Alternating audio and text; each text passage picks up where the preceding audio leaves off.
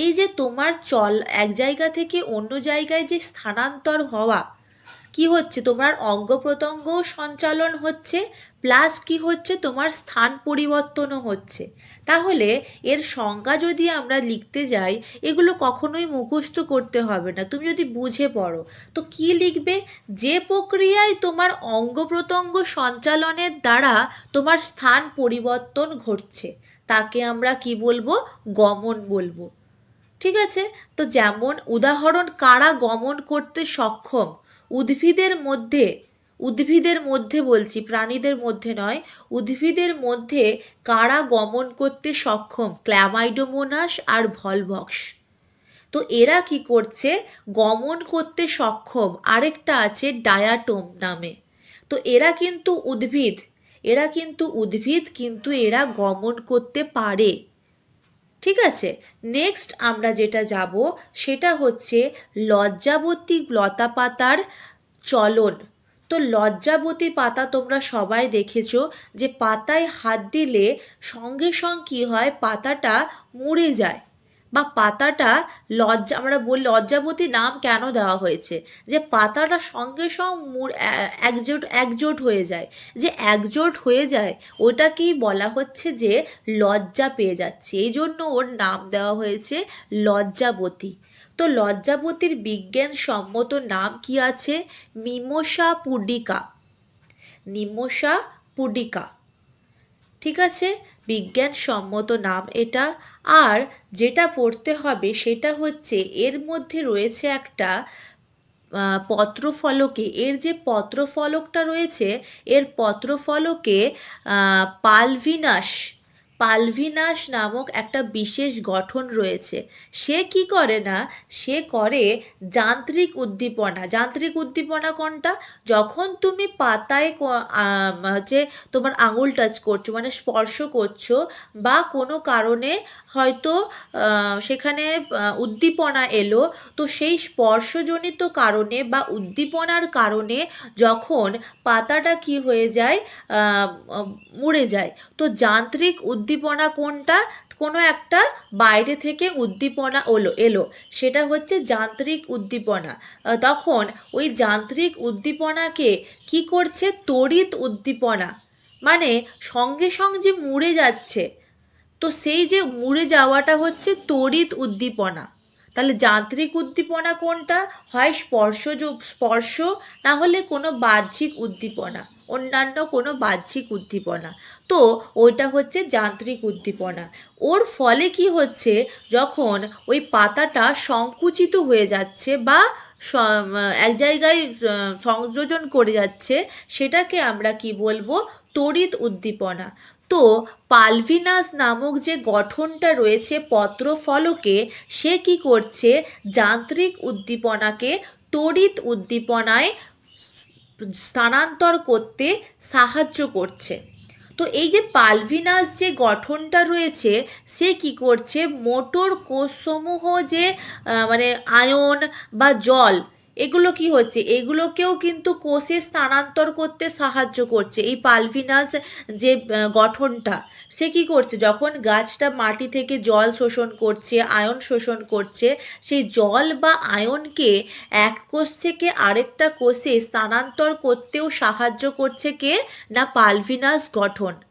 কিভাবে সাহায্য করছে? অভিস্রবণীয় চাপ, অভিস্রবণীয় চাপে। এছাড়া স্পর্শজনিত কারণে কি হয়, যে পাতাটা এক জায়গায় সংকোচন হয়ে যায়, তো সেটাকেই আমরা কি বলি? লজ্জাবতী, লজ্জা পেয়ে গেছে। তো এই যে জিনিসটা, এই যে একটা চলন দেখা যাচ্ছে, তুমি স্পর্শ করার সঙ্গে সঙ্গেই পাতাটা সংকুচিত হয়ে গেল, এই চলনটাকে বলা হয় সিসমোন্যাস্টিক চলন। তো পালভিনাস গঠনটার সাহায্যে উদ্ভিদ কি করে? এই চলনটা সম্পন্ন করে। তাহলে এই চলনটাকে বলা হয় সিসমোন্যাস্টিক চলন। এরপর নেক্সট যেটাই আসব সেটাই হচ্ছে বনচাঁড়ালের পাতার চলন। বনচাঁড়াল হচ্ছে একটা উদ্ভিদ, তার পাতায় কিন্তু এক ধরনের চলন দেখা যায়। তো বনচাঁড়ালের কি হয়েছে? বিজ্ঞানসম্মত নামটা কি দেওয়া রয়েছে? নামটা হচ্ছে ডেসমোডিয়াম গাইরান্স। ডেসমোডিয়াম গাইরান্স। তো এর হচ্ছে বিজ্ঞানসম্মত এটা নাম। তো এখানে কি হচ্ছে, এটা যৌগিক পত্র প্রকৃতির। যৌগিক মানে এটা মাঝখানে একটা বড় পত্র থাকবে, সাইডে দুদিকে দুটো ছোট ছোট পত্র থাকবে, এই জন্য একে যৌগিক পত্র প্রকৃতির বলা হয়।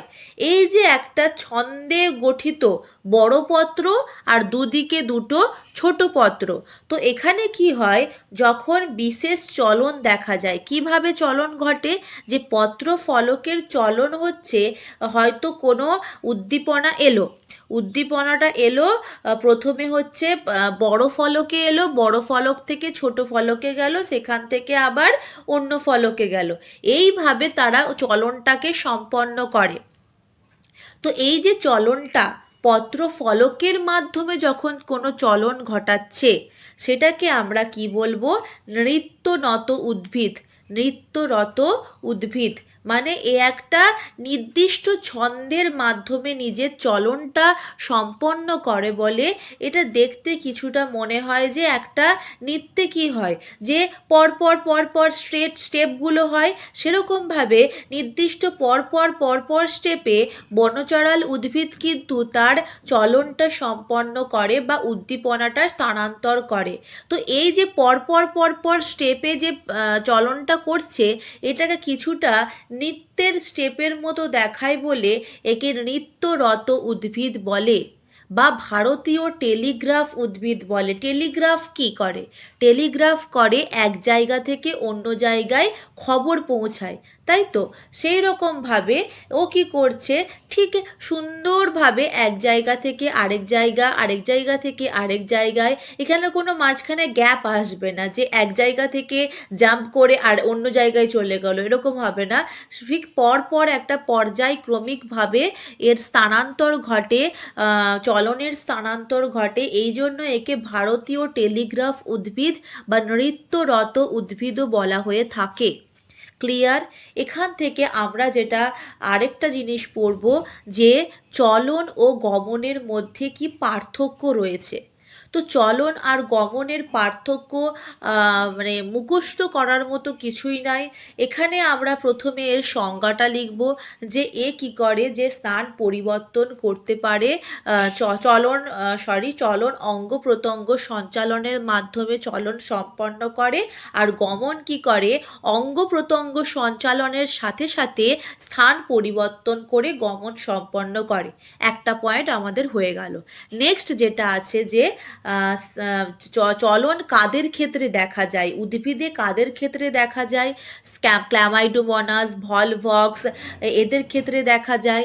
আর গমন কাদের ক্ষেত্রে দেখা যায়, গমন হচ্ছে যেসব উদ্ভিদের ক্ষেত্রে দেখা যায় সেগুলো হচ্ছে স্পঞ্জ, সাগর কুসুম, এগুলো এই উদ্ভিদের ক্ষেত্রে কিন্তু গমন দেখা যায়।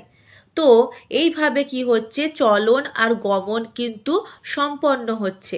তারপর এর কটা প্রকার আছে, চলনের প্রকার আমরা কি কি পড়লাম, যে ধীর বৃদ্ধিজ চলন, রসস্ফীতিজনিত চলন, রোটেশন, সার্কুলেশন, এগুলো হবে। কিন্তু চলন হলেই যে গমন হবে এইটা কোনো নিশ্চয়তা নেই। চলন হলেই গমন হবে এইটা কোনো নিশ্চয়তা নেই, কিন্তু গমন হলে চলন হবে, এই কথাটা কিন্তু খুব ইম্পর্টেন্ট, যে চলন হলেই গমন হবে এটার কোনো নিশ্চয়তা নেই, কিন্তু গমন হলে চলন হবে। আর কি, চলনের নির্দিষ্ট কোনো অঙ্গের প্রয়োজন হয় না, কোনো অঙ্গের প্রয়োজন হয় না, জাস্ট অঙ্গ প্রত্যঙ্গগুলো সঞ্চালন করে, যে অঙ্গগুলো রয়েছে উদ্ভিদের শাখা প্রশাখা এগুলোকে সঞ্চালন করেই তার চলনকে সম্পন্ন করে। কিন্তু গমনের ক্ষেত্রে দেখা যায় যে নির্দিষ্ট অঙ্গের প্রয়োজন হয়, তা সিলিয়া সিউডোপোডিয়া এগুলোর জন্য কি হচ্ছে, নির্দিষ্ট অঙ্গের প্রয়োজন হচ্ছে। তো এখানে কি দাঁড়াচ্ছে, যে চলন গমনের কয়েকটা আমাদের পার্থক্য পড়তে হবে, ঠিক আছে?